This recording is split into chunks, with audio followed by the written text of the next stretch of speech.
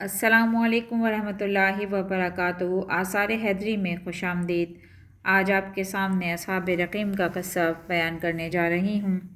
जनाब अमीरुल मोमिनीन अलैहिस्सलाम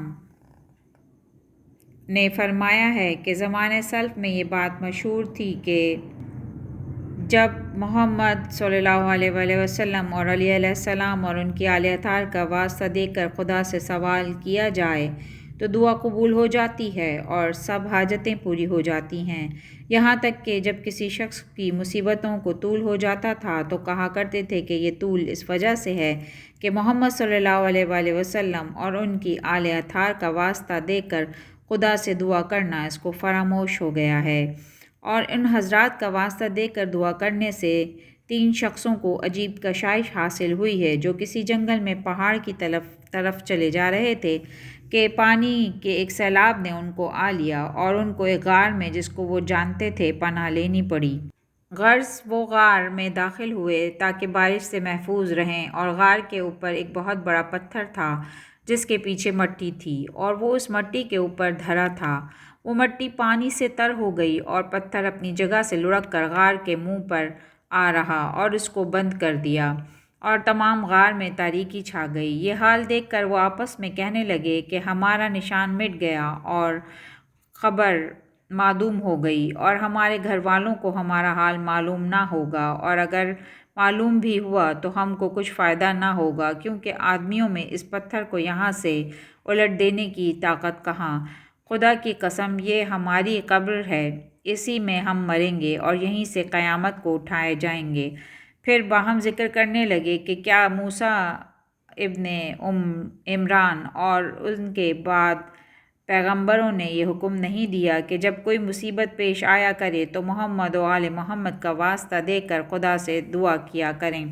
वो बोले कि हाँ। फिर कहने लगे, हम नहीं जानते इससे बढ़कर और कौन सी मुसीबत होगी। आओ, मोहम्मद सल्लल्लाहु अलैहि वसल्लम अशरफ व अफजल मखलूक़ात और उनकी आले अतार का वास्ता देकर खुदा से दुआ करें, और हम में से हर शख्स अपनी एक एक नेकी को जो महज खुदा के लिए की गई हो ज़िक्र करे। उम्मीद है कि अल्लाह ताला हमारी मुसीबत को दूर करे। तब एक ने अर्ज़ की, ए खुदा, तुझको मालूम है कि मैं एक बड़ा मालदार शख्स था और मेरी हालत बहुत अच्छी थी और महलों मकानात और हवेलियाँ तामीर कराता था और बहुत से मज़दूर मेरे यहाँ काम पर लगे हुए थे। उनमें एक शख्स था जो 2 आदमियों के बराबर काम करता था। जब शाम हुई तो मैंने कहा, अकेली मजदूरी इसके सामने पेश की, मगर उसने ना ली और बोला कि मैं 2 मज़दूरों के बराबर काम किया है, इसलिए मैं दोहरी उजरत चाहता हूँ। मैंने उससे कहा कि मैं तो एक आदमी के काम की शर्त की है, दूसरे का तुझे इख्तियार है, उसकी उजरत कुछ ना मिलेगी। ये बात सुनकर वो नाराज़ हो गया और अपनी मजदूरी मेरे ज़िम्मे छोड़कर चला गया। बाद अज़ां मैंने उसकी मजदूरी के दामों के गेहूँ ख़रीदे और उसको बोया और वो बहुत खूब बढ़े और खूब नशोनुमा पाई। फिर जो गेहूँ पैदा हुए, फिर इनमें ज़मीन को बो दिया और फिर खूब बढ़े, और जो पैदा हुए उनको फिर बोया और फिर खूब पले बढ़े। मैं बराबर ऐसा ही करता रहा, यहाँ तक कि मैंने उसकी कीमत में बहुत सी ज़मीनें, महल, गाँव, घर, मकानात, हवेलियाँ, ऊँटों, गाँव और बकरियों के गल्ले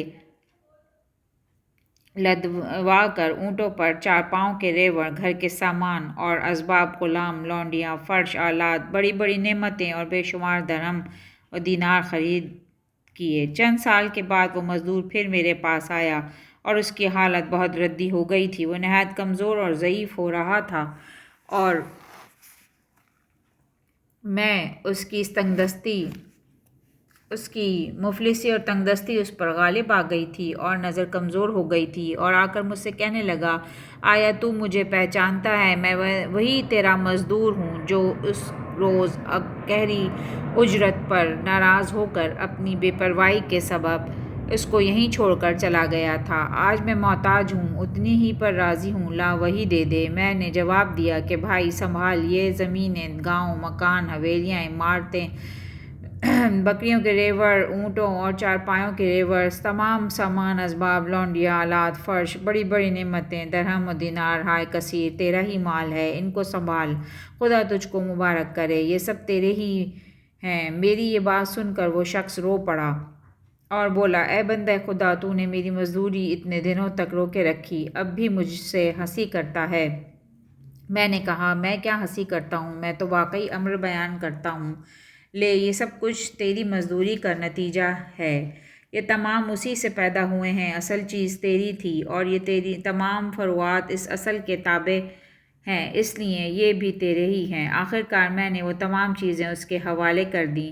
اے اللہ، اگر تیرے نزدیک یہ کام میں نے تیرے ثواب کی امیدوار اور تیرے عذاب کے خوف سے کیا، تو محمد صلی اللہ علیہ وآلہ وسلم کا واسطہ، جو افضل و اکرم خلائق اور سردار اولین و آخرین ہے، اور جس کو تو نے سب پر اشرف کر دیا ہے، اور اس کی آل کا واسطہ جو تمام انبیاء کی آل سے افضل ہے، اور اس کے اصحاب کا واسطہ جو تمام انبیاء کے اصحاب سے مکرم ہیں، اور اس کی امت کا واسطہ جو تمام امتوں سے بہتر ہے، اور ہم سے اس بلا کو دور کر۔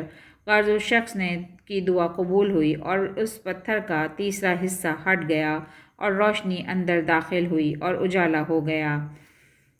اسی طرح سے اس کا دوسری کڑی ہے اور دوسرے شخص کا واقعہ ہے، جو انشاءاللہ میں آپ سے اس کے دوسرے پارٹ میں بیان کروں گی، اور مجھے اجازت دیجیے۔ جزاک اللہ خیراً کثیرا۔